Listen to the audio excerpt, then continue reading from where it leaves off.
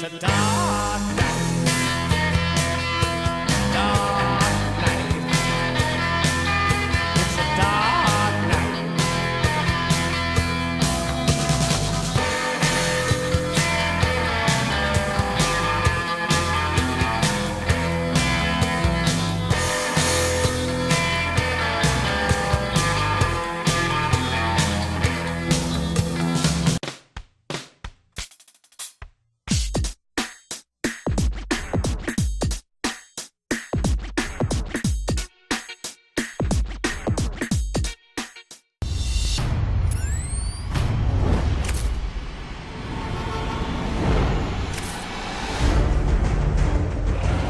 I gotta stop him, because I created him.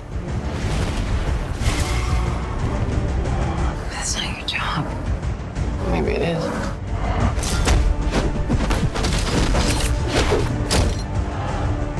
"38 of New York's finest versus one guy in a unitard." If you want the truth, Peter, come and get it. I am issuing an arrest warrant for the masked vigilante known as Spider-Man. I'm in trouble.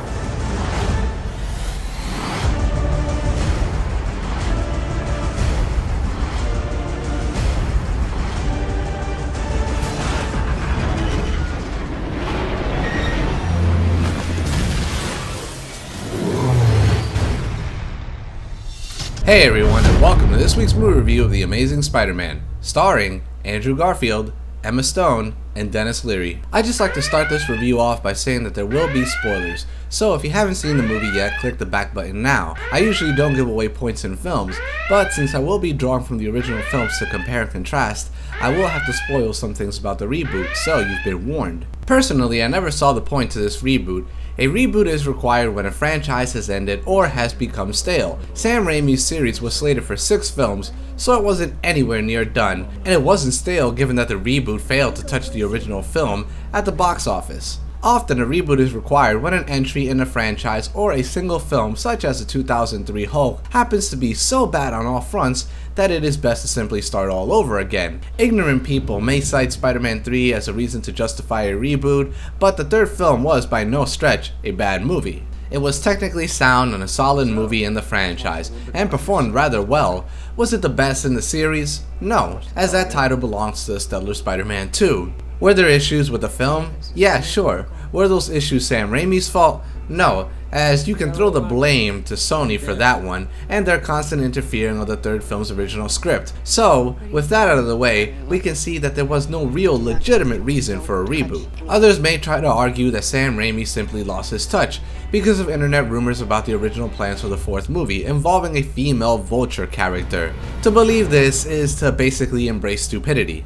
Yes, there were plans to use the Vulture and the Lizard as villains in Sam's next entry of Spider-Man films, and John Malkovich was signed on to play the Vulture, but that was the only thing announced as solid fact. Just because it's a rumor online doesn't make it a fact. If that was the case, then Eddie Murphy or Johnny Depp would have been playing the Riddler in The Dark Knight Rises, and there would have been no Bane. Money and control is what it all boiled down to. The cast members wanted more money and flexible schedules, and Sam Raimi wanted full control of the films, like he did for the first 2 entries. Sony wasn't having it, and with that conflict they decided to just reboot the damn thing. It's as simple as that, and a pretty poor reason to reboot anything if you ask me. I mean, what are they going to do when this new film series reaches movie number 3, and the cast wants more money and freedom for their work? Reboot it again? It will be an interesting thing to see how Sony intends to deal with the same issues in the future. But with that clarification of the Sam Raimi series, let's go into this one. The Amazing Spider-Man tells the origin story of Spider-Man and how he came to be. Essentially, it's like watching the first movie, but not as good. Now, I may sound a bit pessimistic about this film, but rest assured that this movie is not bad by any stretch of the imagination, and I did not hate the film either. I went to a midnight screening of the movie and had a rather enjoyable, solid time with the film. My thing is that the term amazing shouldn't be used to describe this movie, as it's more like the mediocre Spider-Man than anything else. Also, this film justifies the fact that it is a rather pointless reboot, but pointless doesn't mean bad, it just means that there was no reason for the film to exist, as it introduced nothing grand or new despite having many advantages over the original films. But when you decide to reboot something so soon, you are bound to run into the issue of going through the same stuff over and over again, which can be rather boring at times, even if you gift wrap it to create the illusion of something new. Anyways, the film is directed by Mark Webb. Yeah, somebody throw a Spider-Man or Spider joke in there for the last name. I am actually quite the fan of Mark Webb, as he has a streak working on some of my favorite things. He directed an array of music videos for my favorite band, MCR, worked on documentaries on the band, and made an excellent love and coming of age story with 500 Days of Summer. His track record is awesome, and although I do not care for The Social Network, I can't see why Andrew Garfield was chosen for the role of Peter Parker. He looks like Ultimate Peter Parker and embodied his character from the comics pretty well, and the film had advantages with the rise of CGI and special effects that the original films did not, yet despite this, the film seems to lack the grand scale of the other films and fun. Let's start with the universe that this film plays in. This film franchise is set in the world of Ultimate Comics, where Peter Parker is a teenager in high school, which is fine by me since the Ultimate series is rather awesome.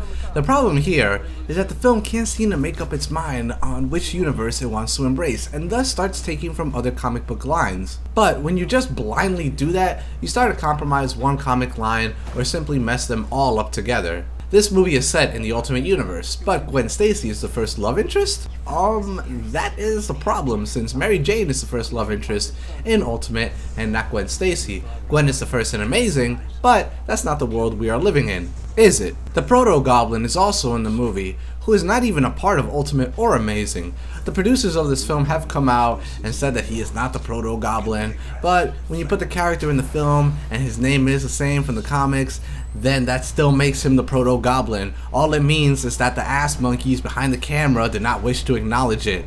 That's like me putting Bruce Wayne in a Justice League movie, but saying that he is not Batman and never having him become what he is either. A good example of taking elements is Dark Knight.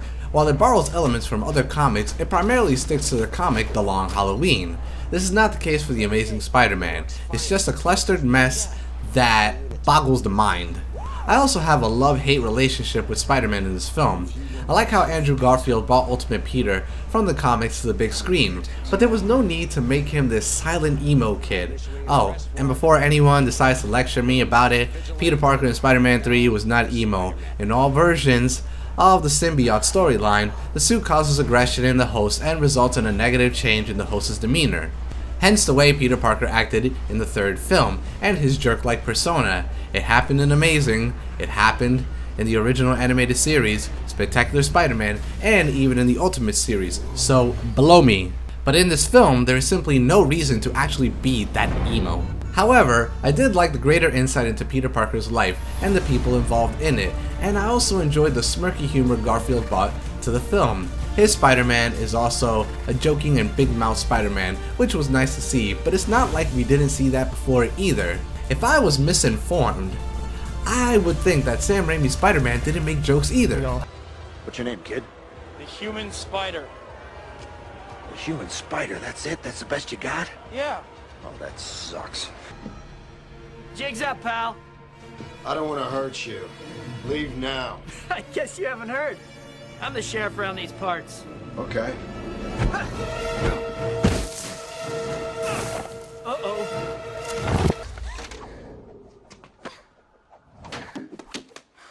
Wow, great reflexes. Amazing Spider-Man! My name's the human spider. I don't care. Get out there. No, he got my name wrong. Get You gotta out tell there, him. you moron. I'm back! I'm back!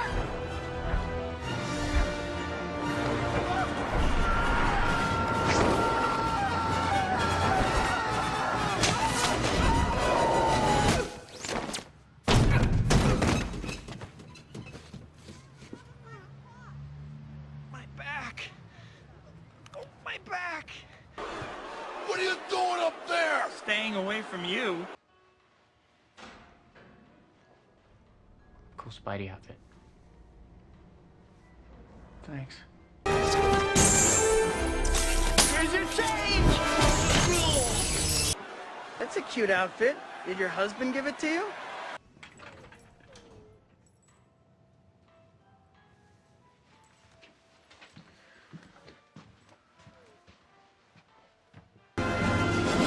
Go, Web! Fly! Up, up, and away, Web! Shazam! Go! Go! Go, Web, go! Looks uncomfortable. It gets kind of itchy. It rides up in the crotch a little bit, too. You're getting on my nerves. I have a knack for that. Not anymore. While I do appreciate the humor, it is a bit too much at times.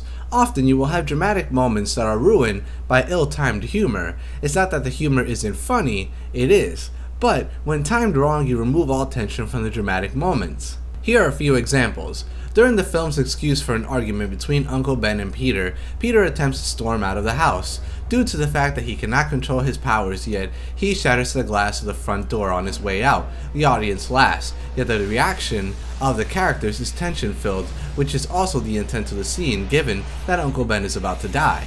There was no need to have the door break in such a comical manner. It removes all notions of seriousness. When Peter finally becomes Spider-Man, he begins to chase after thieves, looking for the one who killed Uncle Ben. They set the tone of the scene to look serious.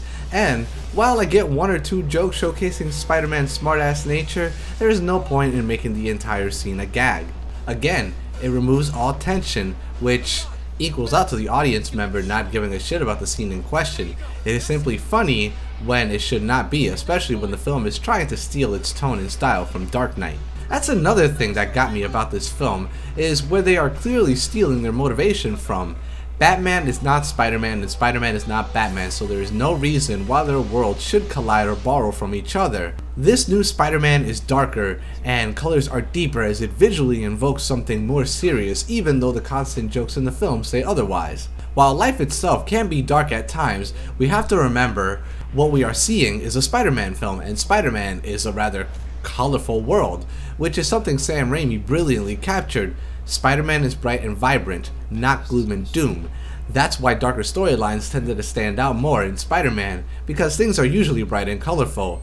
The point in all this is that Spider-Man is Spider-Man, and it should stay like that. Leave Batman to, well, Batman. What are you?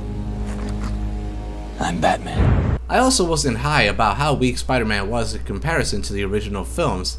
Near the climax of the film, Peter gets shot in the leg. The bullet doesn't actually go through him, as it actually skims his leg, and this weakens him to the point where he can't properly web swing? Really? A bullet skimming his leg? That's all it takes? Because Tobey Maguire got hit by a fucking train in Spider-Man 2 and kept fighting. Now that's a Spider-Man that was badass. The 3D was also nothing to rave about either, as it dropped resolution in an already sharp looking film, but in all honesty 3D is a poor gimmick for nearly every film it's used in, so it's no surprise with this one either. That and the whole first person point of view is lackluster, reminds me of a video game or something more entertaining that I could be doing. I'm also not a fan of the suit in this film either. Spider-Man's eyes are white, not gold. He does not don boots either, and there seems to be more blue than red, which is rather odd. Some may argue that the boots are for the stuntmen, but that doesn't matter. And do you know why?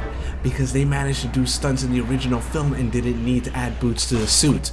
Plus, Peter Parker is superhuman, so there's no need for him to have boots either. It just looks stupid on the suit. Personally, they should have stuck with some kind of sleeker version of the suit that they originally had and called it a day, as the original suit looked like the one from the comics and even showed muscle tone, while this suit manages to just show its creases and really just looks like some odd one-piece scuba suit. On the supporting cast front, we have Sally Fields and Martin Sheen playing Aunt May and Uncle Ben, and I have a roller coaster set of emotions about them. Sally Fields plays a perfect Aunt May, being a supporter yet a grief-stricken guardian and mother figure to Peter. Uncle Ben, on the other hand, has his ups and downs. This Uncle Ben is not sage-like, and he isn't very smart. Snap! He downright admits it in the film, and that blows, because Ben Parker is supposed to be the voice of wisdom to Peter, the person he looks up to when he is lost, and that is most certainly not the case with this version of the character. However, he is a smartass and very funny, which was nice to see. It was also a nice homage to the Uncle Ben of the Ultimate Comics. This Uncle Ben also does not give us his most famous line. This guy, Flash Thompson, he probably deserved what happened. But just because you can beat him up, doesn't give you the right to. Remember, with great power comes great responsibility. In this movie, they simply dance around it, which is bullshit. But they do give him much more screen time than in the original film, which was great, as it allowed for more character development. Performance-wise, Martin Sheen carried himself well, and I enjoyed every moment he was on screen.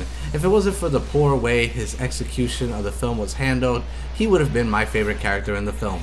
In the film, he decides to go after Peter when he runs off after a fight. Right from the get-go, there is no sense of drama due to the humorous door breaking apart in the scene. To boot, there was no rising tension to the fight. All Peter does in the film is shatter the glass of a basketball hoop's backboard. He does embarrass Flash Thompson in the process, but he doesn't actually fight him. This gets him community service. Really? That's it? Because I've seen far worse things done in high school than this film calls a downhill slope. Peter also forgets to pick up Aunt May from work, which leads to his fight with Uncle Ben. The thing here is that all these things are so minor that they don't seem to validate a huge fight. We've all been in fights with our parents or guardians, and I'm sure we've done way worse. So seeing something so little attempting to relate to bigger things is simply just hard to buy. The scene's climax ends when Peter lets go of a robber who ends up killing Uncle Ben. The thing that ruined this scene is the fact that the idea of the crook getting away, or the notion of revenge, is lost and feels watered down in this film. Peter doesn't have 2 cents to buy milk at a store, so the clerk doesn't let him buy it and tells him to move because he is holding up the line, even though there's only one person behind him. And that person is the robber who grabs a handful of money when the store clerk is not looking, throws the milk at Peter, and runs out of the store. Peter does nothing to stop the robber. The robber then trips on absolutely nothing, and his gun drops in front of Ben Parker. The two struggle for the gun, and Uncle Ben gets shot. One has to question why the robber was running in the first place, since the entire area was empty. There was only the clerk who couldn't chase him, and Peter who wasn't, so why run again? While Peter sees Uncle Ben die, it doesn't carry the same dramatic weight of the first film, where Peter was literally at fault for letting the robber get away, who, as a matter of fact, caused one hell of a lot more damage than the robber in this reboot. The original murderer also had a reason to run, as he was literally being chased by many in a crowded building and street. That's why he shot Uncle Ben for his car to get away. Do you see the difference now? One has more substance and dramatic weight than the other one does. On the other front, we have Emma Stone, who for some reason keeps on getting work. While she does look exactly like Gwen Stacy from the Amazing Spider-Man run of comics, it is simply hard to buy into her performance when she has no range as an actress. Emotions be damned, Miss Stone. Rhys Ifans plays Dr. Connors to a perfect T. He is a good man lost in an ocean of ill intent for good causes. What Dr. Connors wants is good, but what Oscorp wants isn't, and they are willing to go to great lengths to achieve their goals. While Ifans' performance was great, he was lacking as Lizard. See, while all the other past Spider-Man villains had valid conditions and reasons for doing what they did, the Lizard didn't really have any justification for his actions. In the comics, he turns himself into a monster by mistake and remains with a condition that turns him into the Lizard. In this film, that is not the case. As a matter of fact, he turns into the Lizard at will by injecting himself with a serum. So he chooses to become the Lizard, and technically has complete control over his actions. He does not have a condition. He can fully think as the Lizard, and is not some savage beast either. And near the climax of the film, they throw in some half-assed plot of the Lizard having its own persona, like Norman Osborn had with the Green Goblin in the first film. Thing is, Norman Osborn did have 2 personalities, as well as Otto Octavius, but the Lizard does not. Not in that sense anyway. They also made the Lizard pretty boring and 2-dimensional. In everything he has been in up to date, he has been this savage, mindless, quick monster and inspired fright. But in this, he is simply a slow-moving dinosaur that does not instill fear. He also has the face of a human, even though the rest of him is Lizard.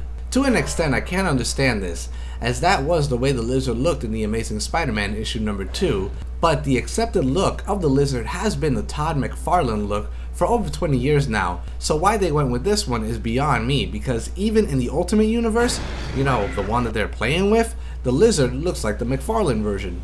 Really, what the Lizard is in this film is just a lazy mad scientist who wants to turn everybody into lizards. That's it. It's kinda lame since there is no inspiration for his actions. He didn't lose his house, company, wife or kids, he didn't lose his work, and he wasn't fired out of the blue, so what are his motives? It kinda just goes crazy for the sake of going crazy. Dialogue is actually rather strong in this film, and conversations usually have a point or generate humor. More humor than anything else actually. Although, I do not like Emma Stone, I did enjoy the chemistry between her and Garfield, but that's mostly thanks to Andrew Garfield's talents. The two seem to generate a real relationship, and it was nice seeing it grow throughout the movie. It's natural since this is where director Mark Webb's strength truly lies. Action scenes? Nope, don't count on it. But character and relationship development? Now that's your man. Denis Leary was awesome as Captain Stacy, and was not only great in the film, but did an excellent job being the anti-Spider-Man voice throughout the film, since there is no J. Jonah Jameson in this movie. But there is even a problem with that. See, Captain Stacy was never against Spider-Man in the run of the comics, and actually supported Spider-Man. It was Gwen Stacy who was against Spider-Man, and grew to hate him after the death of her father, so this film got the roles messed up and ignored the other. Respecting the source material be damned. The action scenes also leave much to be desired, as they are not as good, sleek, or grand in scope compared to any of the past 3 Spider-Man films. They aren't really bad, but we've been treated to a better pedigree of action from Spider-Man films. To boot, I wasn't too high on the film almost exclusively relying on CGI for nearly all of its fight scenes.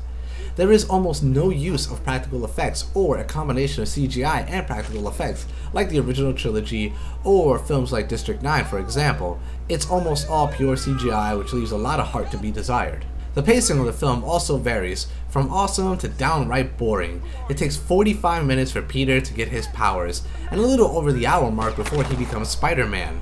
The time in between is spent on pointless humor or Peter Parker skating around town and being emo. Sam Raimi managed to set everything up and give Peter Parker his powers in 30 minutes, but I guess that is the mark of a veteran director over a new one. A personal kick to the balls was that they never had Uncle Ben's murderer caught. He simply kills Ben and vanishes. Sure, Peter attempts to get revenge, but never actually finds the guy.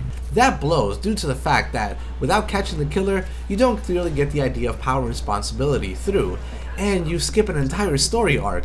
Peter also doesn't properly learn about revenge either. All these things come to a head and are learned by his efforts of trying to avenge his uncle's death. They also skip the wrestling portion of his story, and just have him crash land in an old wrestling ring. He looks at a Lucha Libre poster and suddenly learns the life lessons he is supposed to learn, and then BAM! He makes a suit. That is so anticlimactic. The film is also lacking an actual score to the movie. There are no moments that have a musical score to them, or people are villains. This takes away from the action scenes and moments in general, since music plays a strong role in visual scenes. I mean, take a look at some of the original scores.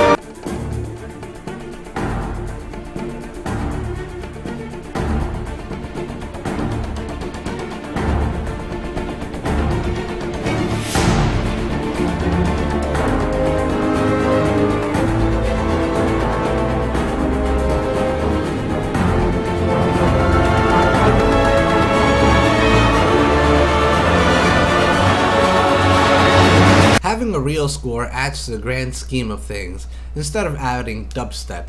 The action scenes are also very lackluster and do not generate any excitement. They aren't bad, but when you've been spoiled by the organized yet frenetic action of Spider-Man 2, anything less is a bit of a letdown. Plus, they are all short and pretty forgettable. Honestly, the best part of the film's action scenes is a Stan Lee cameo and not the fight itself, but the biggest kick in the balls is the film's amateur camera work. In this film, they sometimes use jump cuts, like with the car thief scene, which is just sloppy for an action film of this kind. Also, there's just no heart or grand majesty to the film work either. They just pick an angle, show Spider-Man web swing to one, and repeat the process by swinging to another perspective. Let's take Spider-Man 2 for example. In that film, the camera work is extremely sleek. The camera is subjective at times and often prowls, a technique invented by Alfred Hitchcock. The camera stays in front of Spider-Man or behind as he web swings and constantly stays ahead of him for the most part, or right there with him. It looks seamless. While with this reboot you can see the cuts, compare and contrast. Oh, it's so simple. That was cool. What the hell is this? Webbing that I developed myself. I don't think you really want to know. Come on, let me go. One second. Knock it off, man. No. Come on, let me go. Stop it. Dude, that isn't funny. It is Come kind on.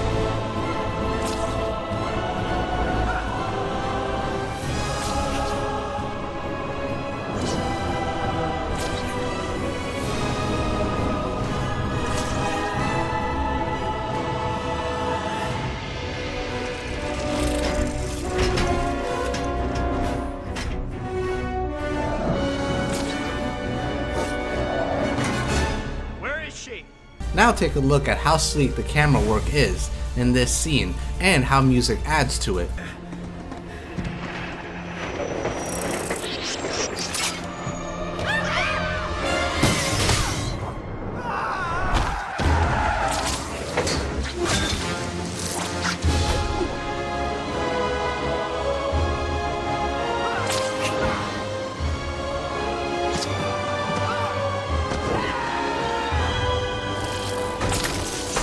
See how much more grand that scene is and how the orchestral score complements the scene?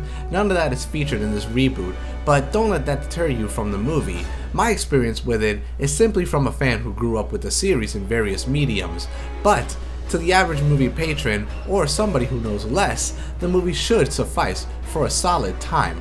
It may not be amazing, but it is still a wall-crawling good time. The Amazing Spider-Man gets an 8 out of 10.